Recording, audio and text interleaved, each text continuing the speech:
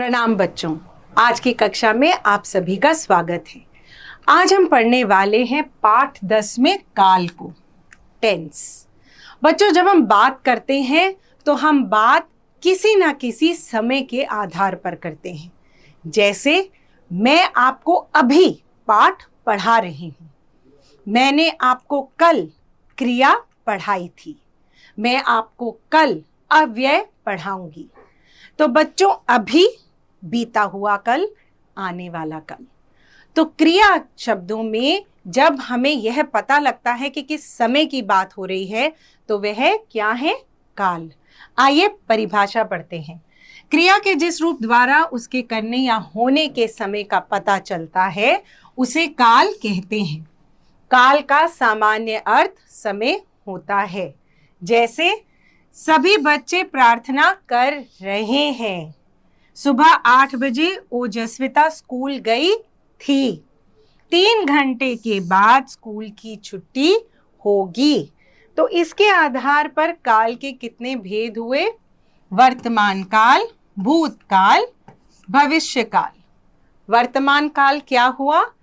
जो कार्य अभी हो रहा है।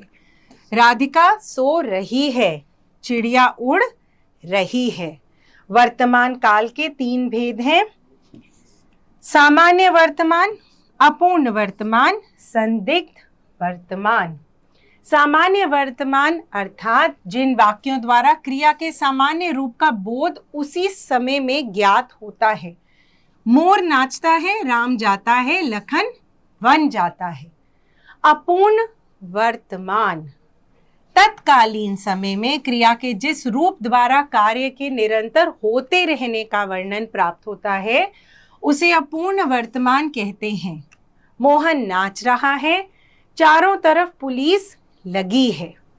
संदिग्ध वर्तमान जिन वाक्यों द्वारा चल रहे समय में हो रही क्रियाओं के प्रति संदेह प्रकट किया जाता है उन्हें संदिग्ध वर्तमान कहते हैं। शायद रेनू कनाडा से आ रही है, शायद दाल में नमक नहीं डाला है। अब आते हैं भूतकाल के ऊपर। भूतकाल क्या है? बीता हुआ समय। उदाहरण देखते हैं। भगवान कृष्ण द्वारा पापी कंस का वध हुआ था। वीर बजरंगी ने तपते हुए सूरज को निगल लिया था।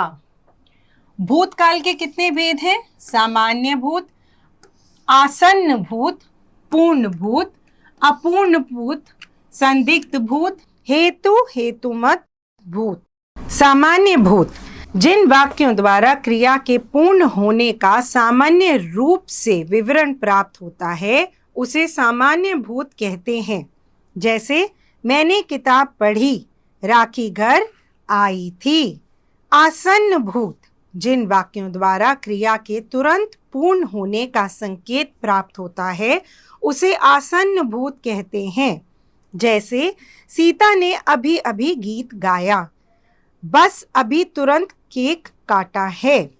पूर्ण भूत जिन वाक्यों द्वारा क्रिया के पूरी तरह से पूर्ण होने की बात कही जाती है उसे पूर्ण भूत कहते हैं। सभा समाप्त हो गई है, गाड़ी स्टेशन से चली गई। अपूर्ण भूत जिन वाक्यों के द्वारा शुरुआत में ही पूर्णता के विषय में स्पष्ट रूप से कुछ नहीं कहा गया हो उसे अपूर्ण भूत कहते हैं। कल्याणी स्वेटर बुन रही थी, पंडित कथा कह रहे थे। संदिग्ध भूत भूतकाल के जिन क्रियाओं के विषय में निश्चय पूर्ण ढंग से बात न की जाती हो वह काल संदिग्ध भूत कहलाता है। जैसे शायद कल माँ आई होगी, शायद रमेश की नौकरी लग गई है।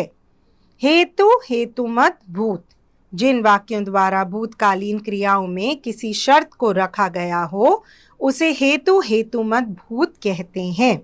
जैसे यदि तुम मेहनत से पढ़ते तो अवश्य पास हो जाते, बारिश हो जाती तो धान सूखने से बच जाते।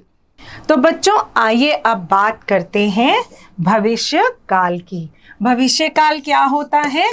आने वाला समय जो अभी हुआ नहीं है। मैं कल कार खरीद लाऊंगा। ओम कल मेला देखने जाएगा। अब भविष्य काल के कितने भेद हैं? सामान्य भविष्य, संभाव्य भविष्य, हेतु हेतुमत भविष्य। आइए इनके बारे में विस्तार से जान लें। सामान्य भविष्य जिन वाक्यों द्वारा सामान्य रूप से होने वाली क्रियाओं को वर्णित किया जाता है उसे सामान्य भविष्यकाल कहते हैं। कल भी पानी बरसेगा, कल भी रात होगी। संभाव्य भविष्य जिन वाक्यों द्वारा आने वाले समय में होने वाली क्रियाओं पर संदेह की भावना व्यक्त की जाती है वह संभाव्य भविष्य के अंतर्गत आते हैं। जैसे शायद कल भी बारिश हो, शायद कल स्कूल में छुट्टी हो।